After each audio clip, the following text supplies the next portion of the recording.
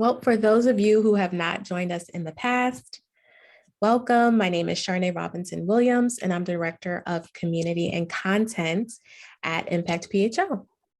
So we would like to start by thanking our co-host, Impact for Breakfast, for making this event possible. Of course, as many of you know, ImpactPHL is a nonprofit advocacy organization. We're focused on helping investors large and small align their capital with their values in the Philly region. Impact for Breakfast is an informal network and intermediary organization that helps philanthropists and foundations focus on social enterprise and impact investing. Together, these two organizations form a formidable capital moving team. And if you're not currently a member of that organization, I'll drop Dermot Murphy's contact in the chat.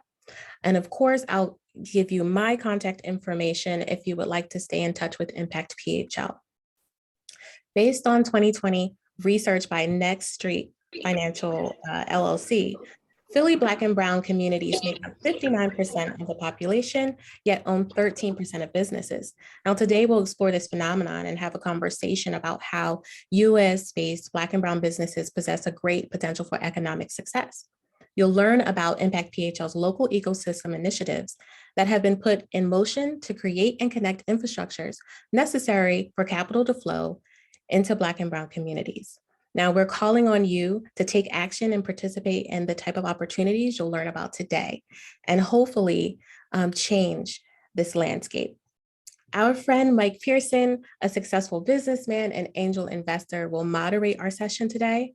And we would like you to make this program interactive. So if you have any questions, drop them in our Zoom chat. And we will, of course, will be respectful of everyone's time and end promptly at 2 p.m. So without further ado, Mike Pearson, would you like to take it off? Thank you, and good morning, good afternoon. All time zones are going to be covered. We have what I think is a robust topic and pertinent to really what we've talked about for 2 years. But I'd like to first take an opportunity before we allow the panel to self-introduce, and they'll do so through their participation. Michael Banks, why don't you tell us so that we can begin to set the context of our discussion about last year and what the United Way of Philadelphia did, along with partners like the Chamber of Commerce and PIDC, two organizations I serve, released Philadelphia's Equitable Entrepreneurship Ecosystem Assessment and Strategy.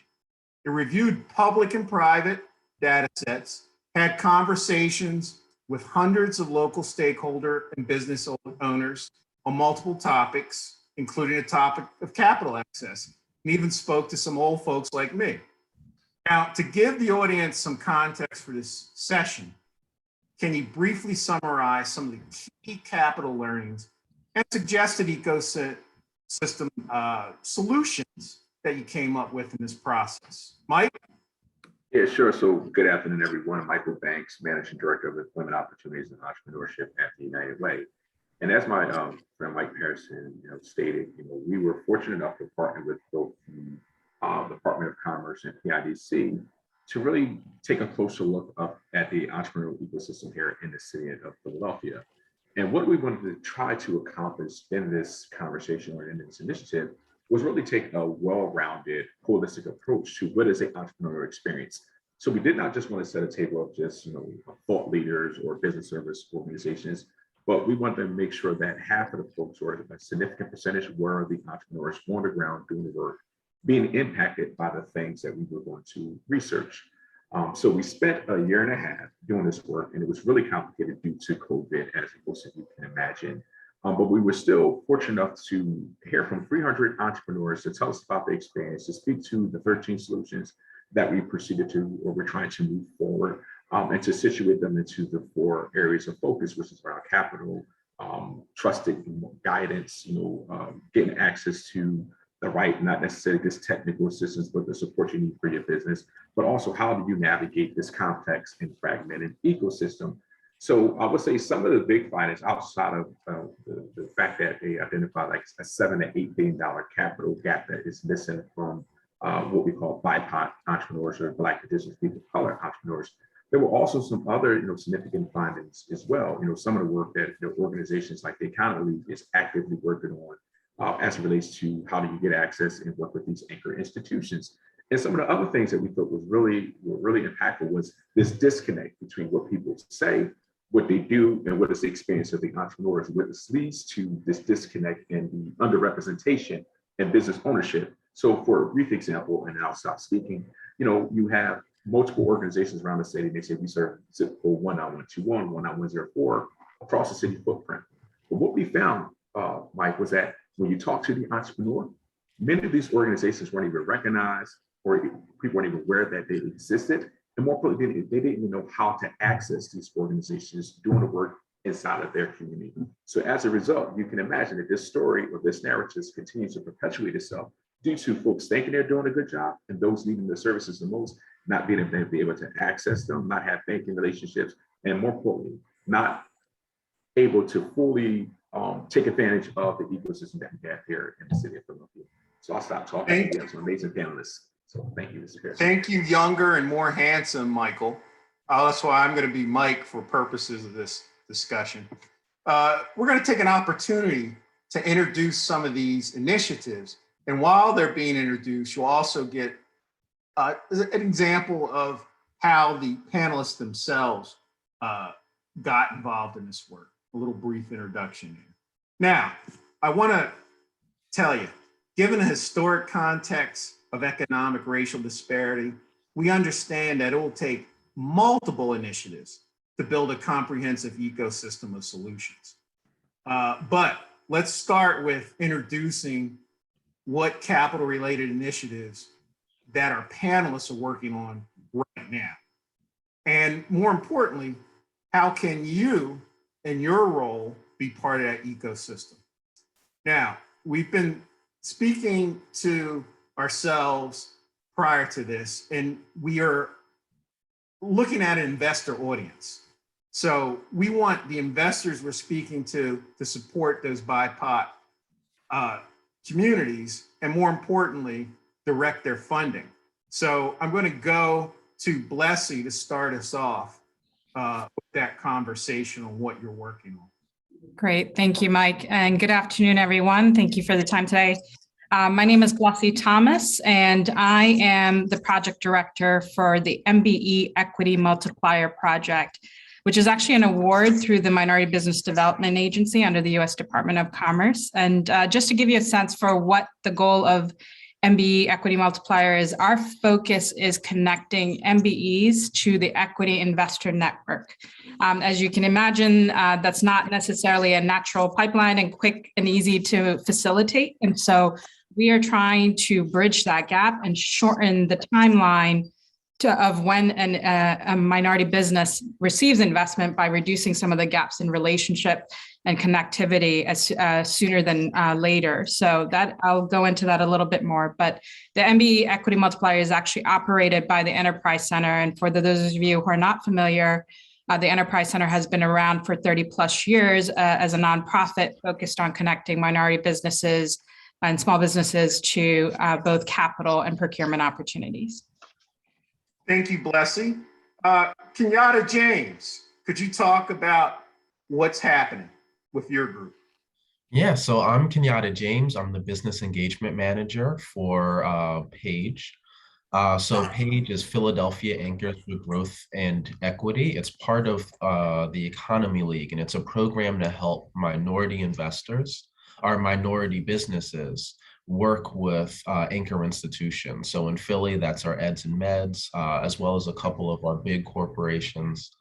And the goal is to increase revenue, really, to help these businesses grow by giving them access to more opportunities. But we also understand that in order for these businesses to see the scale that they want, they also need investment as they go through this process.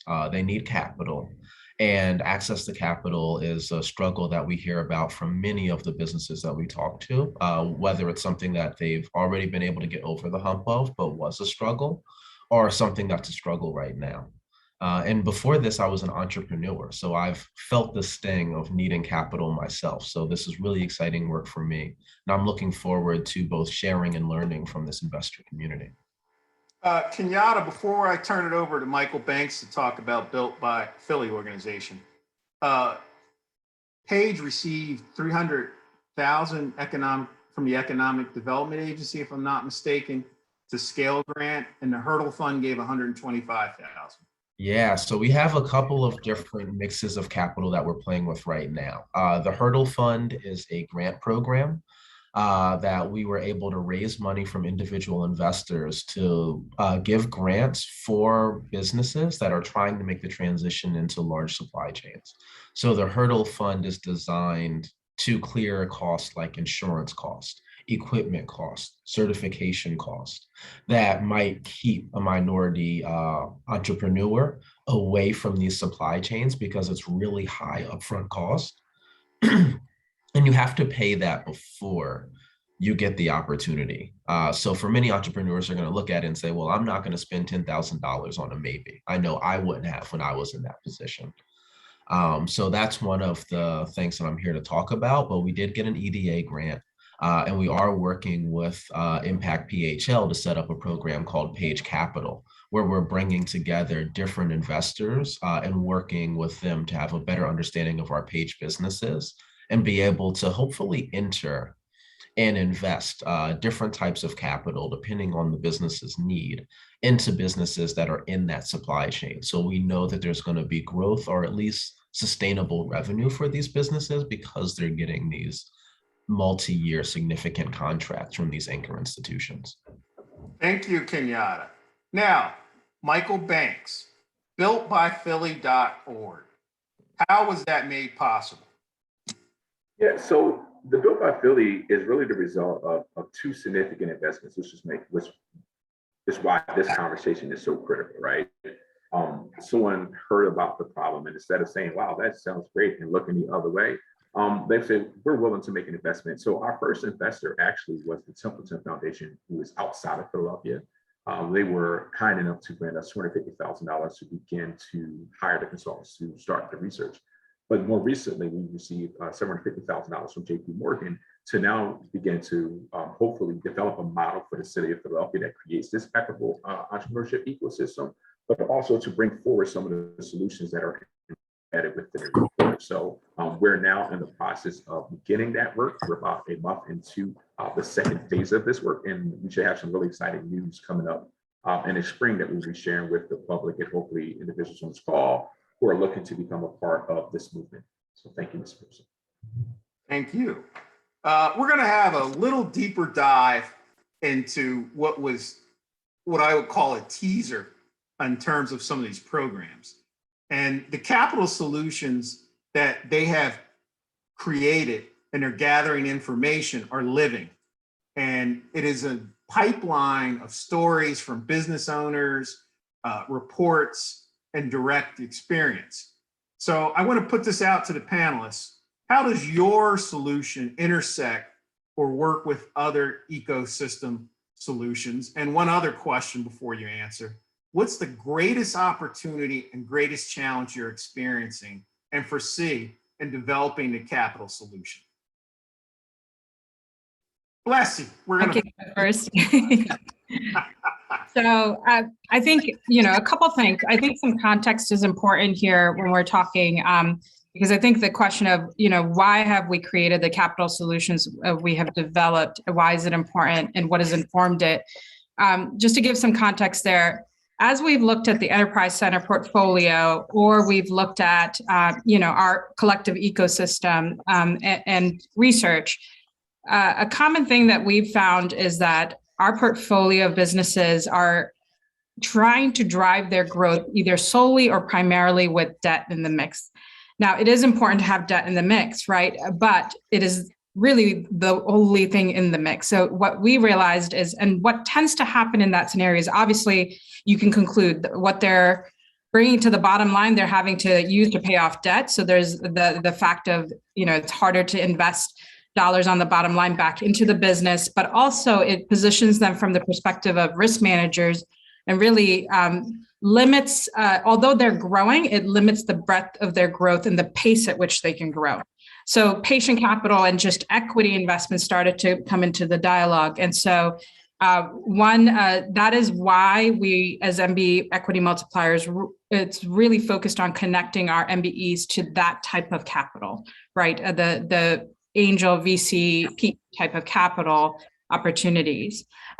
Second thing is that we notice is also the size of the capital, the check sizes that are out there. When we did our research, even when MBEs are getting investments, the size of that check is good in terms of, yes, it's capital access, but it's not what they need. They need more to actually move the needle on their strategies. And the way this ties into the ecosystem piece is that from my perspective, like I said, the blended capital is critical in the mix. So it's not that we're getting out of debt completely in the mix, but we're working with CDFIs. We're working with lenders to say how do we collaborate to really address the full capital stack that a business needs, as well as investors to say what kind of capital is needed from a equity investment perspective. To make sure that investors are realizing their returns, along with that capital, the procurement side of things is extremely critical to partner up, right? So organizations like Paige, Kenyatta, and the team and I have talked about, how do we really merge the two, about leveraging supply chain opportunities to ensure growth is on the other end of that investment that they can drive into is critical. And as well as, who do we work with collectively across investors? I talked about the check size. Even if one investor is not able to address that whole need on their own, how do we collaborate together as an ecosystem to co-invest in these opportunities? So those are the different ways the context has informed our solutions and how we're trying to work with the collective ecosystem to merge those together to address the needs of our businesses. Thank you. Kenyatta, I'm going to pick on you next. And you said something as we prepped for this meeting that resonated with me. There is money to be made in this investment opportunity in the BIPOC communities. Could you link that to the ecosystem a little bit for us? And then yeah, for sure. Lay it out. The nice thing about Paige is that we're hyper focused on a specific point and type of growth for these businesses, right? So there's lots of ways that a business can grow. There's lots of different times when businesses need investment and different levels of investment. At Paige, we're focused on kind of a certain series of bottlenecks and a certain type of growth. So I think that it makes it a little bit more secure for investors, even our grant program. Like, I think that people might look at that and say, how does that play into an investment stack? Well, it transitions a business from one type of growth into another type of growth that is, at least in my opinion, a little bit more predictable. So it gives investors a little bit more confidence when they come into that space to say, like, hey, we know what this is, right? If you're an investor and you've been with any organization that sells, business to big business, business to institution, you understand that space. So you can look at this business and say, I get this. I know how to invest in this. I know how to support this, and I know how to grow this. And I think it's the same thing with our work at Paige Capital, right? We're looking for opportunities that are built on a specific type of growth, a type of relationship, a type of connection that I think a lot of our investors recognize and understand. And for the investors that don't, where that's not their cup of tea, they don't have to be involved in that, right? But I think the investors that are naturally attracted to our program are probably the ones that have professional experience doing similar things themselves.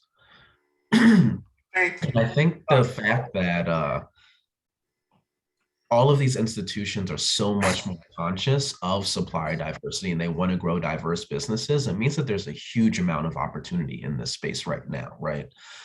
If you started a business right now as, let's say, an older white man, you would not have access to the certifications and to the same ear and to the same support systems that would give you this opportunity. And that's just, an honest reflection of the situation that we're in. So for many business owners, our business leaders, our investors, there is a real opportunity to make more money by working with diversity and diverse businesses than to just try to do it yourself or to just do what you've been doing in the past. So I think that that creates a really great opportunity.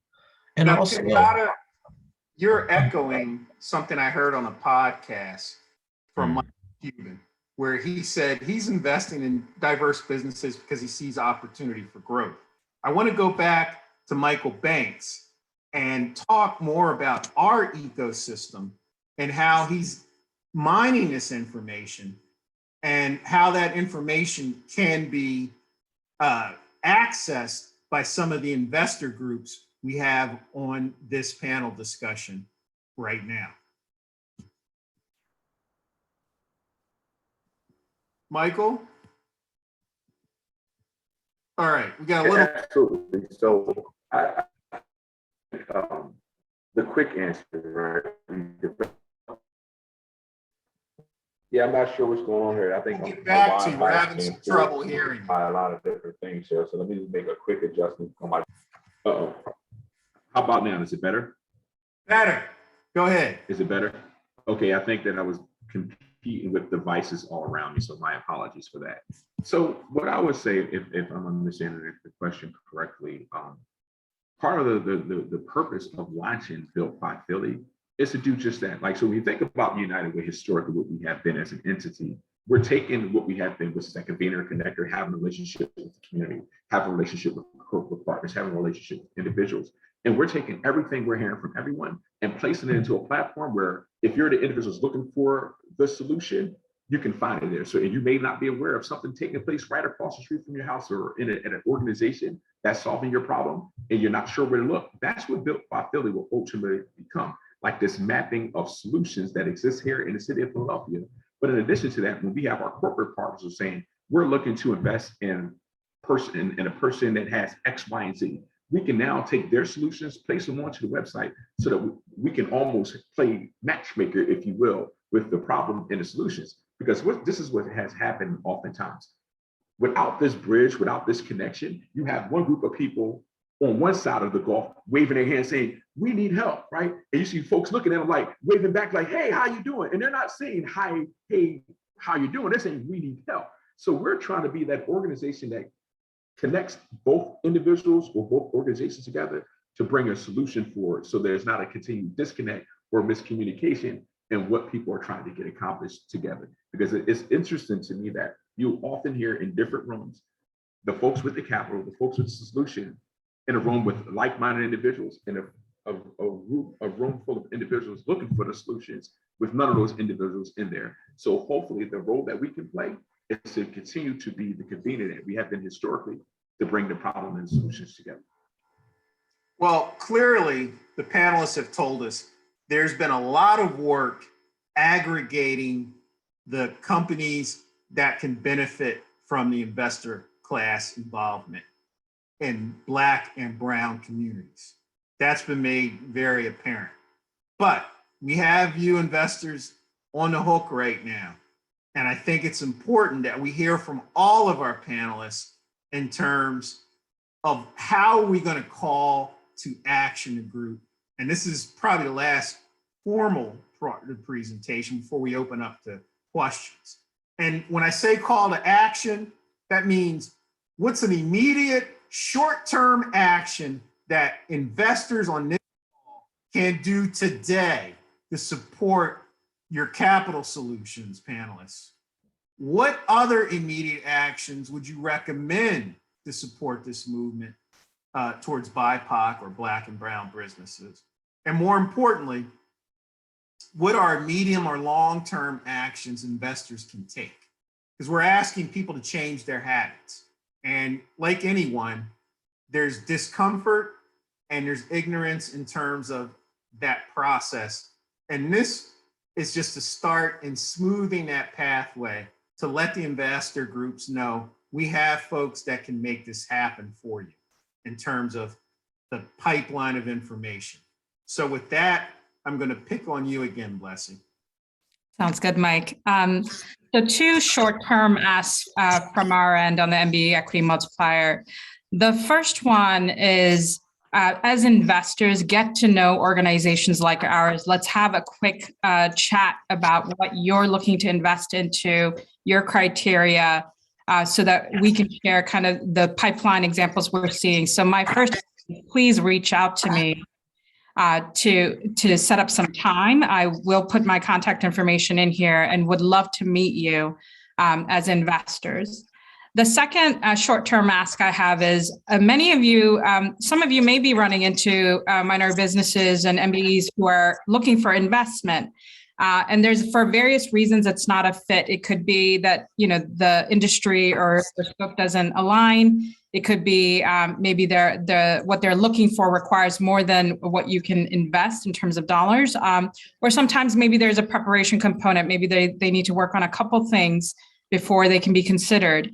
In those scenarios, please refer those businesses to the MBE Equity Multiplier so we can make sure that they're tying into the broader ecosystem and connect them to other investors, make sure they're prepared. We will work with them one-on-one to help them in some areas, but it really ensures that they're not left post that interaction, but you as they have a good investor experience that even if you cannot invest right away or at that time, or it doesn't fit strategically, that there is an answer for them on the other end, that we can connect them to the right investors.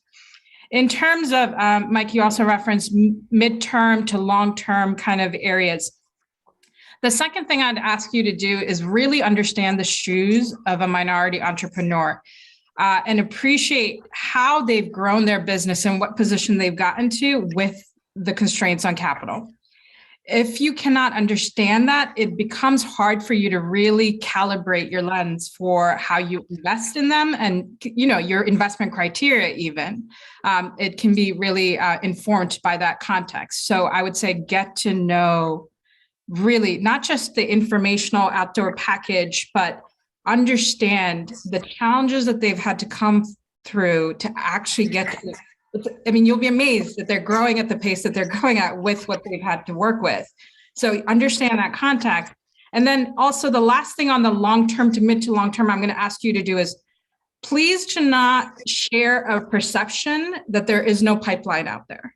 If you hear that communication, I would ask you to challenge your investor network to say, we must not be looking in the right places because money tends to go where it knows, it tends to flow. And so if you're not seeing it, it could be very well that you're not networked yet into the right places and into the ecosystem that you need to know to draw that pipeline. So don't conclude at the end of that commentary that that's what the issue is, that there is no pipeline.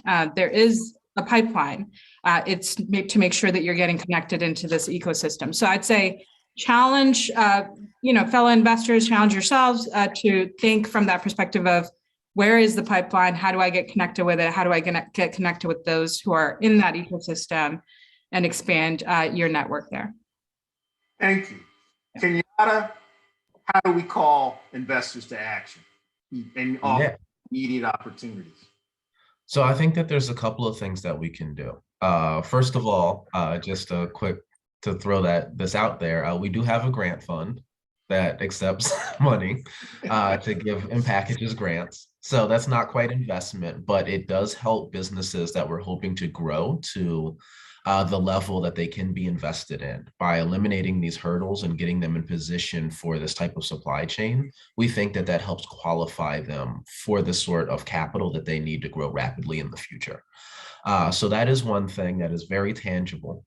I think another thing to do that is a little bit less tangible, but follows up a little bit on what Blessy said, is to get networked. And I would add to that, don't feel pressured about exactly who you start with in that process, right?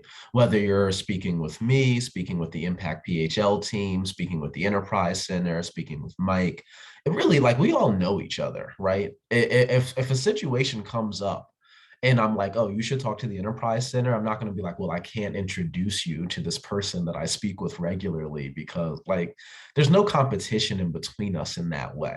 So don't feel like, oh man, I've got to make the right choice about who I speak with first. Like, it's a pretty small network. Philadelphia is a big, small city. So just get started, like hop in, connect with the person that maybe you have the closest existing relationship with, or someone you know is connected to. And then I think the third thing is to really weaponize your connections. Um, these business owners, these entrepreneurs, they need support. And some of that is capital. Some of that is getting to know the right people in order to grow their business. If you're here as an investor, it means that either you were born with money and you've been around people that have connections, or it means that you were successful in what you did and you're around people that can open doors, that can buy products, that understand how to reach C-suite level people at different, serious large companies in the region.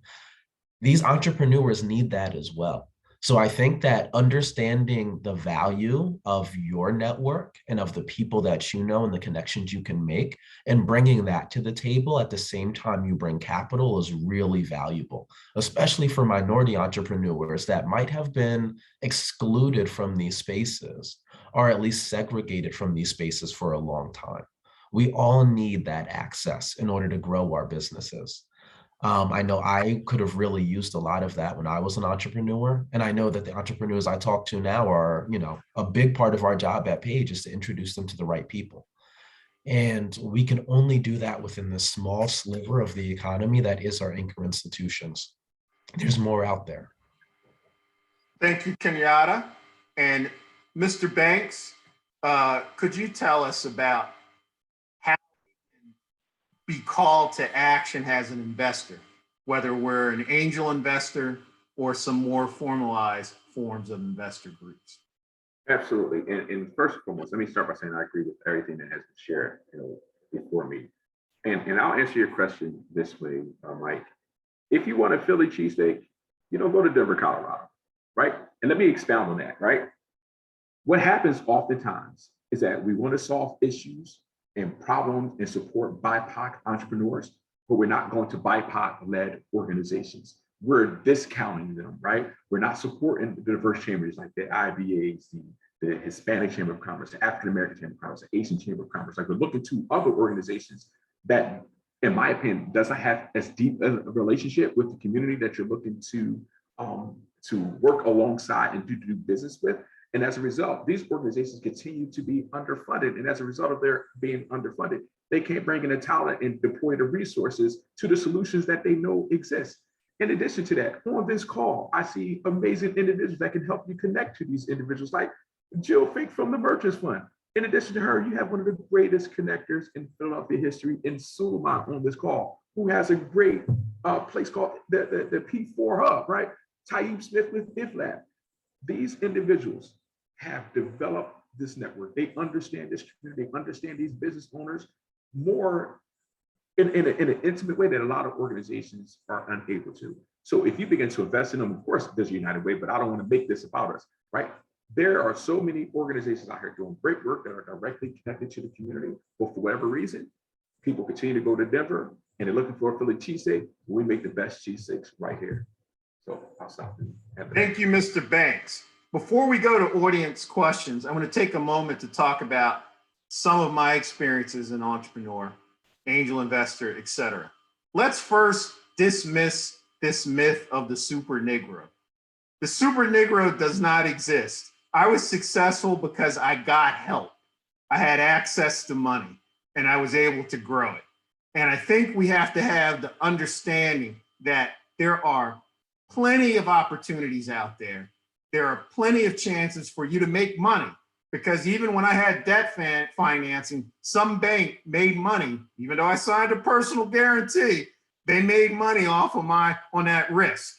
And you as investors are going to get a return on that risk if you're willing to look at what we have been provided by our panelists, conduits, catalysts, call it what you may, that offers an opportunity for those groups. Now, in the chat section, we've had some great questions from all of you participating. One of them is, and excuse my rewriting of some of these more eloquent questions. I'm not that smart, so I have to paraphrase.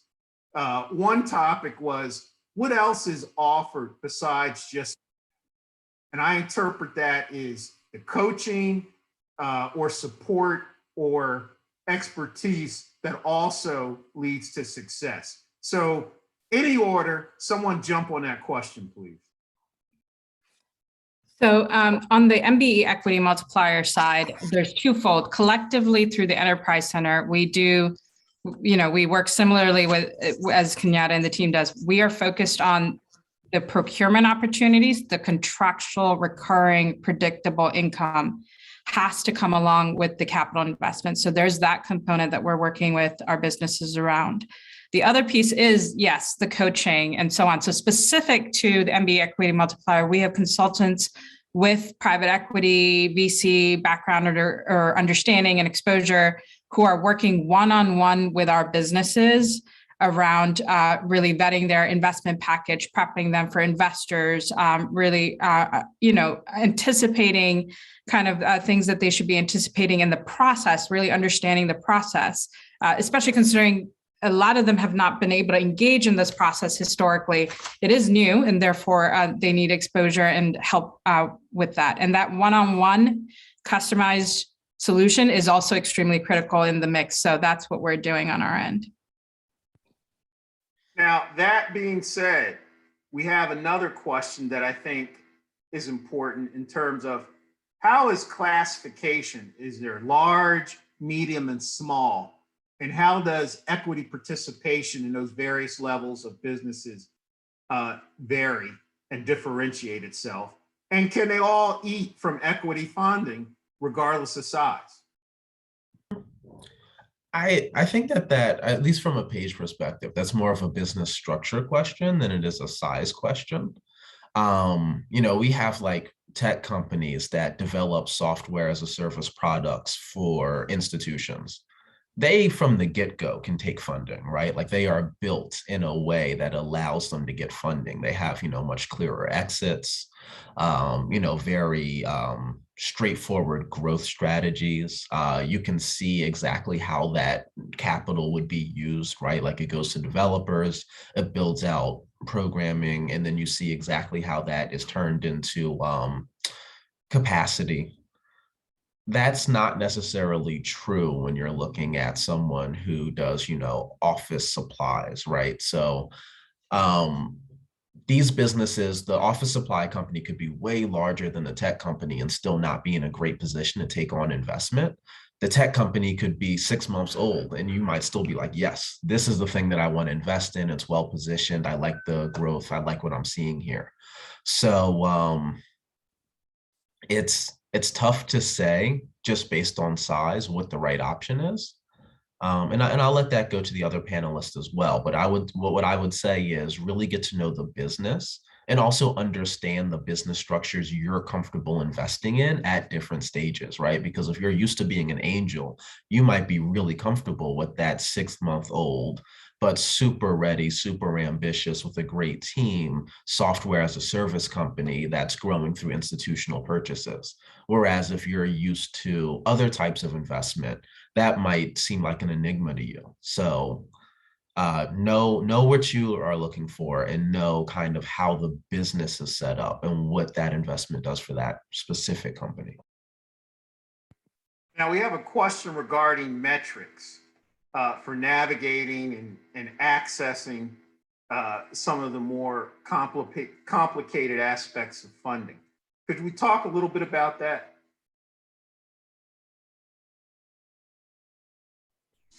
So here's what I would say, Mike, because again, I would say that from our perspective, and by our perspective, talk about the partnership that we have with Commerce PIDC is still being developed, right? We're trying to better understand those metrics, right? But in order to better understand the metrics, it requires an investment, right? Because we have to get to the point where we're looking a lot closer at this problem that we have historically to better understand how to implement the solution, how to measure it, right? I don't think that there's anyone currently that we're aware of, or not aware of, but I'm aware of, that's capturing this in a meaningful way that people can look to as a best practice, say, and this is what we would implement here to make sure we are positioning businesses for growth and success and to change the dismal, participation numbers that we have seen to date. Now, a further part toward that question was it can be overwhelming. I think what you're telling us, panelists, is that if an investor thinks that the myriad of offerings for the BIPOC community can be overwhelming, you're there to access those businesses and directly connect them to capital ready businesses where if they called you tomorrow, this based on what they're looking for, you could access them to a list of businesses that are ready and able to take that capital and grow with it.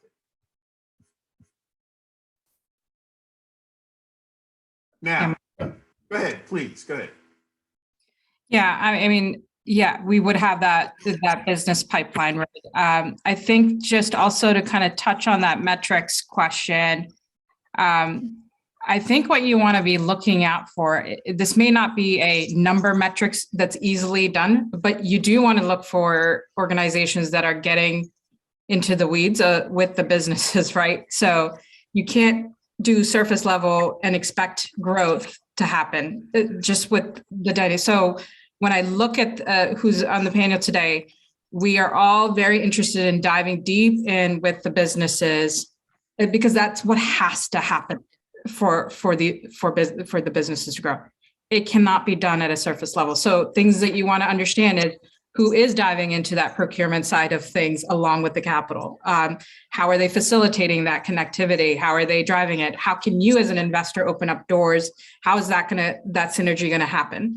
Right? There's those kind of conversations. Things along in terms of who are organizations when it comes to those who are investing capital, whose intention and focus is to help a business improve their balance sheet. That could be an example. So are those kinds of conversations happening when you're talking about investing in capital, and what do their one-on-one services or coaching and consulting look like? Is it basic, kind of classroom kind of structure? Not so much that the structure is the problem, but is it just foundations and basics, or are we diving in specifically? Are those institutions starting to dive in and interested in diving into the profitability mix of a customer? What's going on with their customer and contract mix? So that's actually gets into more of the qualitative conversations. Of course, baseline is jobs created, those kinds of things we could talk about all day, and it's important. But if you want to know who's really oriented around moving growth for the businesses, these are the type of things that you should be hearing in the conversation. This is a good transition point because we're going to have an announcement from Corey Donovan. But before we have that announcement, let's kick it back to each panelist to give a brief summary of what they are doing and how you can contact them. So let's start with Kenyatta. Yeah, so I've thrown my contact info in the chat. I'll do that again. And I think that Sharnae just shared it as well. But yeah, I mean, so we are organizing with the ImpactPHL community to build out Page Capital. So we're helping provide funding for organizations that are in these very specific pipelines. They're building around these anchor institutions, and it's a certain type of business. It might not be for everyone, but if you're used to that sort of investment, or you like those sorts of businesses that are more slow growth institutional, that's where we live. We also have a grant fund that we're always looking for people to connect with and potentially donate to our round 2 as we finish spending up our round 1 grant. And we also have other kind of diverse and interesting concepts for how we would like to use capital. We're always looking at different opportunities to create targeted capital products, capital services that can help businesses in these anchor supply chains, because it's a huge transition for a business that's used to selling to mid-market or used to selling retail to move into this space. Thank you. Michael Banks. Yeah, absolutely. So I would say for us, it's really, this Built by Philly platform that we're continuing to build out, right? There, we want to make sure that we have 13 investable solutions. So if solution 1 is not your twist, maybe it's solution 5, but all these things exist. They've been researched, there's support and documentation around it. You have my contact information.